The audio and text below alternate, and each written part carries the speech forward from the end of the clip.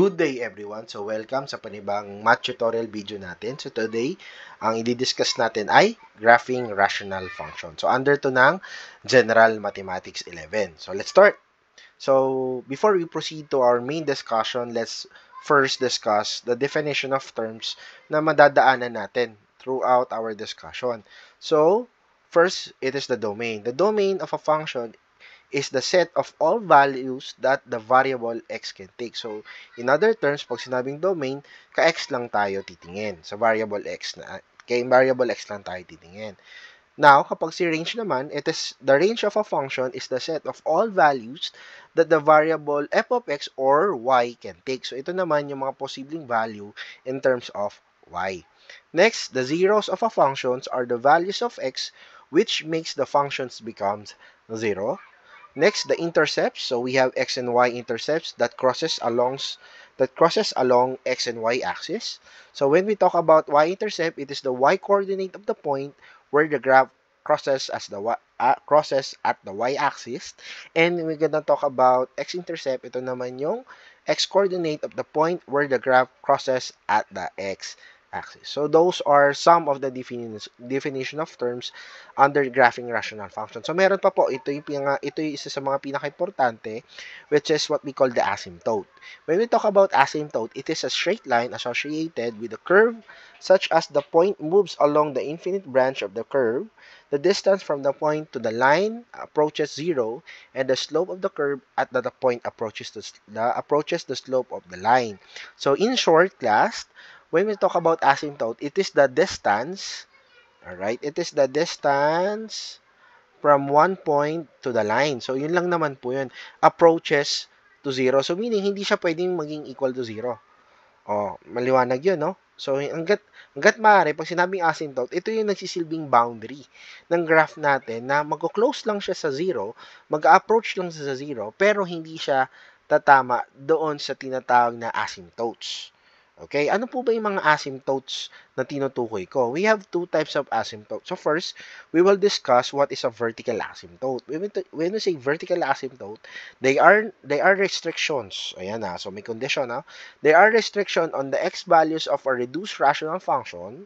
To be able to find the restriction, equate the denominator to 0 and solve for x. So pag hinahanap yung vertical asymptote, kay denominator lang tayo titingin. Alright? Kasi the denominator lang. So, example, we have here y is equal to 2x over x plus 1. Since ang trabaho natin ay hanapin yung vertical asymptote, therefore, sa ilalim lang tayo titingin o sa denominator, and it must be equate to 0. So, therefore, you get the denominator x plus 1, it must be equal to 0. And then, solve for x. So, ang gagawin, solve for x. So, use our addition property of equality or pwede mong ilipat yung constant na 1. So, ano mangyari? That would be x is equal to 0 minus 1. Bakit naging minus 1? Kasi from positive, magiging negative yon. So, if you're gonna simplify 0 minus 1, that is equal to negative 1. So, that's the vertical asymptote in this case. So, another example will be this. Y is equal to x minus 1 over x minus 5. Again, ang trabaho natin, hanapin yung vertical asymptote. So, therefore, tingin lang tayo dun sa denominator. Then, what's next? I-solve natin o equate natin to 0.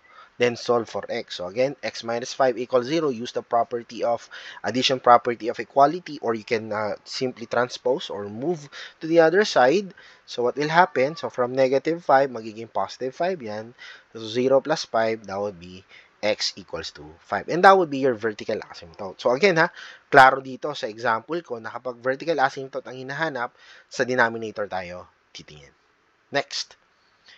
Alright, so horizontal asymptote. So sa horizontal asymptote, let n be the degree of the numerator and let d be the degree of the denominator. So, kung kanina, ang tinutukoy lang natin sa pagkuha ng vertical asymptote ay yung denominator, dito, degrees of the numerator and the denominator. So, meaning, we are now concentrating doon sa mga exponent lang nila.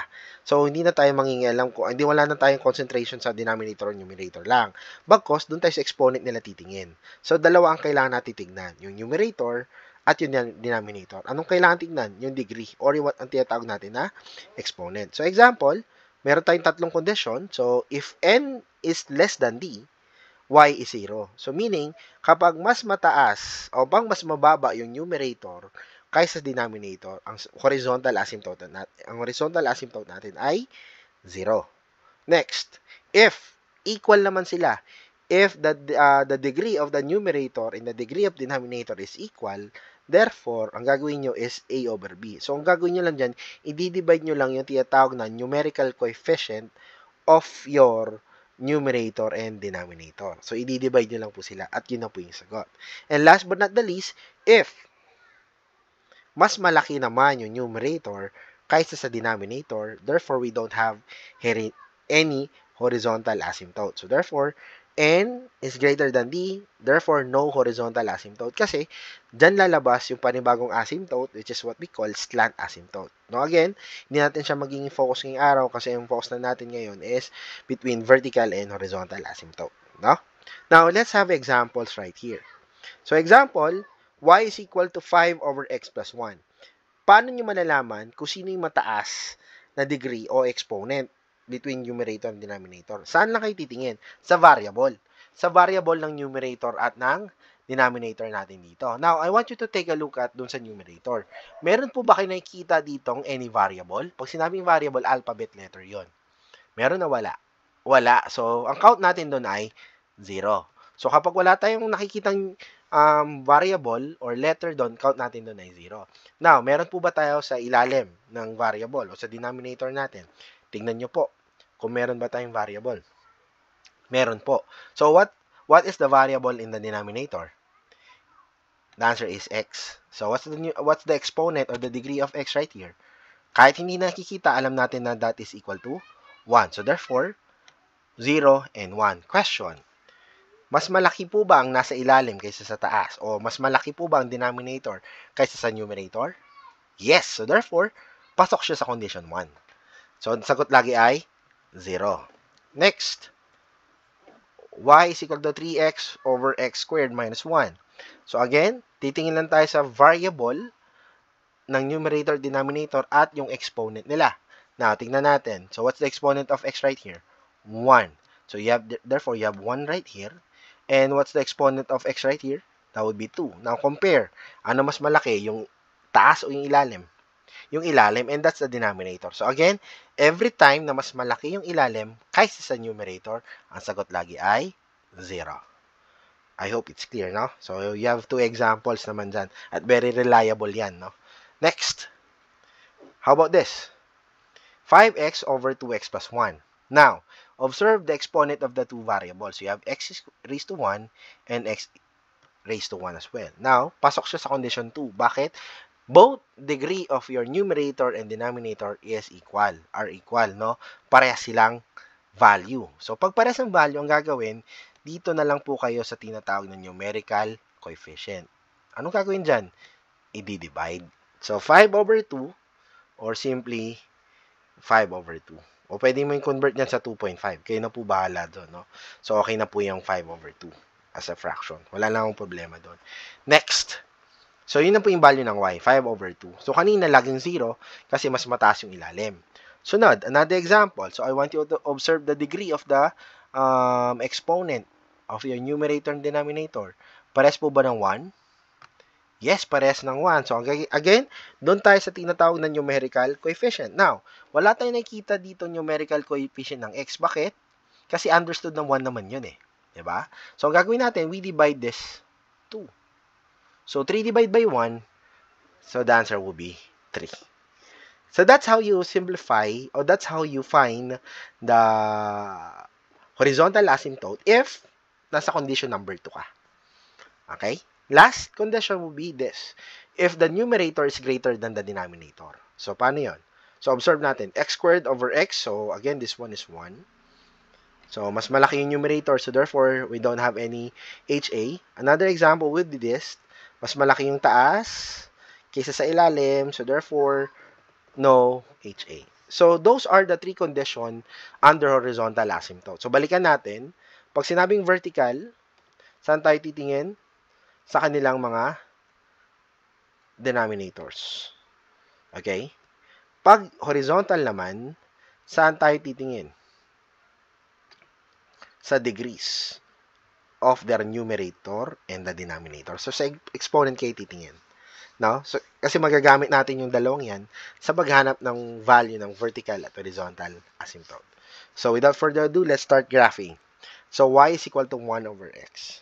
So, let's start finding first what is the vertical asymptote. So, sabi, pag vertical asymptote, laging equate sa 0 yung denominator. So, in terms of our denominator, the denominator is only x. So, therefore, x is 0. So, ganun lang kasimple. That's the vertical asymptote. Next is horizontal asymptote. Paano naman tignan yung horizontal asymptote? Again, the degrees of the variable of the numerator. Now, may variable po ba ang numerator natin? Meron na wala? Wala. May variable po ba ang denominator? Meron. So, ano mas malaki? Yung numerator o denominator? Denominator. So, pag mas malaki yung exponent ng denominator, therefore, the answer is always be 0. So, after you get the vertical and the horizontal asymptote, next is the table of values. How do we able to find the table of values? So, table of values contains x and y's. So, you have x and y. So, paano mo malalaman yung table of values? Titingin ka sa vertical asymptote mo. Yan, tingnan mo itong vertical asymptote mo. So, iba sa number line, 0. Ayan yung 0, no? Ito. 2 points to the left tayo, yung 2 points to the right. Kung ito ay 0, ano po yung 2 points to the left ng 0? 2 points to the left. You have here, negative 1, saka negative 2. So, yun yung magiging value ng x natin. Klaro? And 2 points to the right of your 0, that is 1 and 2. So, dun po makukuha yung sa table of values, ha? Saan lang tayo titingin sa vertical asymptote? 2 points to the left, 2 points to the right. So, that would be negative 1 at negative 2. So, yun po ilalagay natin sa mga x. Negative 2, negative 1, positive 1, and 2. Again, hindi included yung vertical asymptote, ha? Kasi, di siya included dun sa table of values natin. Kasi, walang maglalay dun sa vertical asymptote. Kasi siya yung magiging boundary. So, therefore, walang magiging point dun. Now, how do we able to find the value of y if we have the value of x? So, I hope yung going back ng grade 8, maalala nyo to, no? So, what we do is we use the original given, which is y is equal to 1 over x. Since you have value of x, which is negative 2, so we'll try first the value of negative 2. Ang gagawin natin is to substitute para makuha yung value ng y. So, ayan. Okay? And then 1 divided by 2. So, if you're gonna plug in that one in your calculator, that is 0.5. Since positive divided by negative, negative. So, therefore, the value of y, if x is negative 2, the answer is negative 0.5. Next, if x is negative 1, so doon tayo sa susunod na x, which is negative 1. Substitute lang natin. Y is equal to 1 over negative 1. Simplify, 1 divided by 1 is 1. And positive divided by negative, negative. So, the value of y is negative 1. If x is negative 1. Next, if x is positive 1, what's the value of y? Substitute pa rin. Use the same given. So, 1 over 1. So, 1 divided by 1, 1. Because positive divided by positive, positive pa rin. So, the answer is 1. Next, if x is positive 2, again, substitute. Y is equal to 1 over 2 and 1 over 2, that will give us 0.5. So, that will be 0.5. And what's next? You combine your x and y. Kasi yun yung magiging point natin sa graph. So, I have here negative 2, negative 0.5, negative 1, 1, negative 1, negative 1, 1, 1, and then 2, 0.5. So, those are the points that we need to graph on our Cartesian plane. So, ito po yung Cartesian plane natin. No? So, first thing that we need to do is plot first your vertical asymptote. So, balik tayo dun sa previous slide. Ano po ba yung vertical asymptote natin? X is 0. So, hanapin natin x ay 0. So, pag x ay 0 ay ganito. Hanapin natin. Kung ito ay negative 6 ng x, negative 6, negative 5, negative 4, negative 3, negative 2, negative 1, 0. So, ito yung 0 natin. So, therefore, that would be your vertical asymptote. Broken line siya kasi hindi siya nag-exist. Yan. So, yung red broken line na yan, yan ang sumasalamin sa vertical asymptote. Now, let's plot also your horizontal asymptote. Now, let's go back to the previous slide. Anong sagot natin in terms of horizontal? Y is 0. So, therefore, balik tayo dito. Saan yung y 0? Ito naman yung y, di ba? Ito yung y. So, ito yung negative 6, negative 5, negative 4, negative 3, negative 2, negative 1, 0. So, dito naman yung y. So, mangyari, ito yung horizontal asymptote natin. Broken line din. So that's how you plot your vertical asymptote and horizontal asymptote on your Cartesian plane. Next is to plot all the points that you have in your table of values. So isa-isahin natin. Let's start with the first point, which is negative 2, negative 0.5. So sana marunong na tayo mag-plot, no, ng point sa Cartesian coordinate plane natin, kasi hindi na natin yung magiging main topic kung paano mag-plot. No? So sana bago tayo mabot dito is marunong na tayo mag-plot para hindi na tayo mahirapan. So first is negative 2, 0.5. So that will be right here. Next will be negative 1, 1. So hanapin natin negative 1 ng x at the same time negative 1 ng y. So ito yon, dyan yan, banda. So makikita natin, ayun. And then next point will be point number 3, positive 1, 1. So positive 1, 1.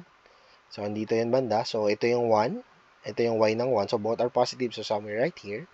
Tingnan natin. Ayun, tama. Next, last point that we need to plot is 2, 0.5. Positive 2, positive 0.5. So somewhere right here. So tingnan natin. There you go. And then you connect the dots or you connect the points. And that will be your graph. Sir, bakit ganyan po yung graph namin? Bakit naging dalawa yung graph? Kasi po, iniiwasan po ninyo yung vertical at horizontal asymptote. So, iiwas yan, class. So, after mo ma-plot, bigla yan liliko. Bigla yan mag-curve. Okay? Mapapansin ninyo na hindi dapat yan tatama sa mga asymptotes natin. Because asymptotes serve as boundaries on your graph. I hope clear yun, no? So, that is your graph. Next thing that we need to do is to find the domain. The domain is in terms of vertical asymptote.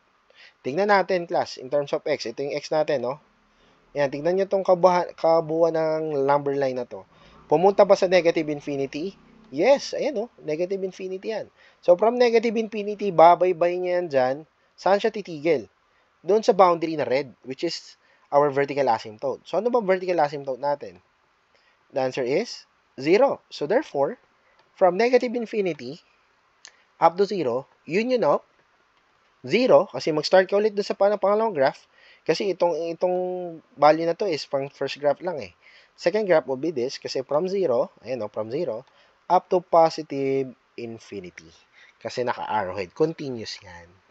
Next, in terms of range, tingnan natin, ito naman yung y natin, ito yung y, ito po.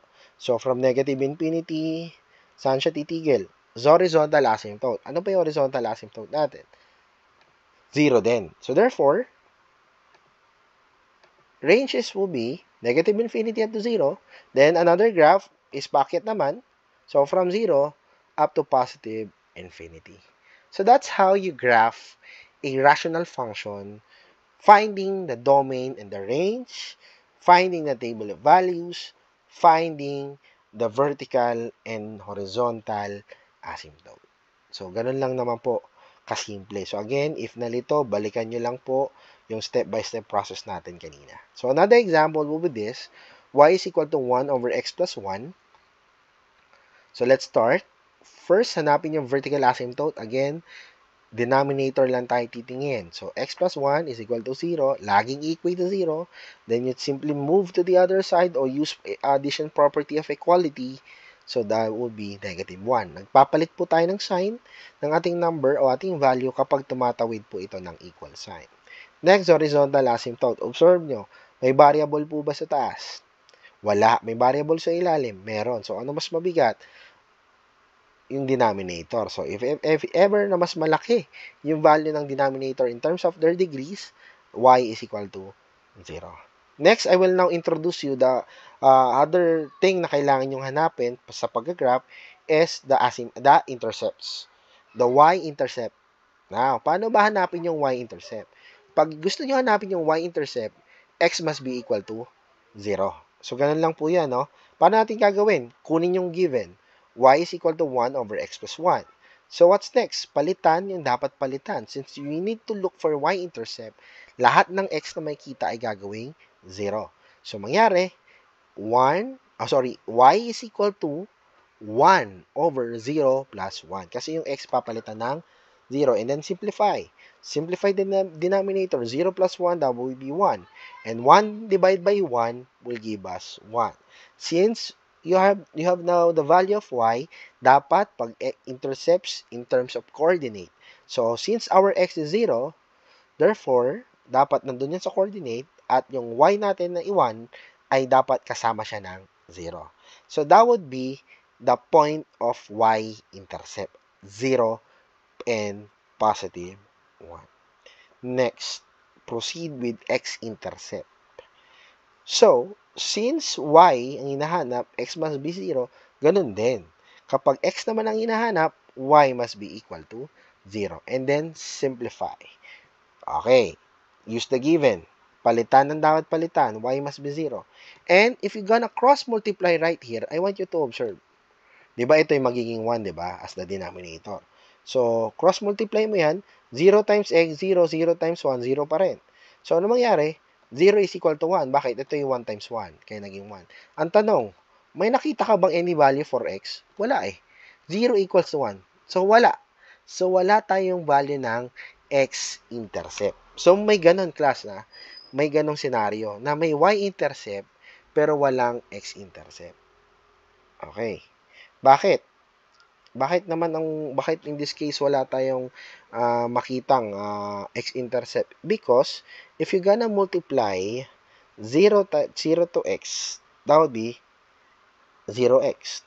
0 times 1, 0. So, ano mangyari? 0x plus divide by 1. Ito po yung mangyari dyan, no?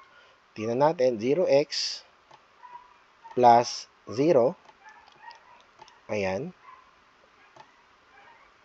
Equals 1. So, 0x plus 0, ano mangyari? 0 pa rin. So, 0 equals to 1. Kaya wala ho tayong value ng ating asymptote. Wala tayong value ng x-intercept dito. No?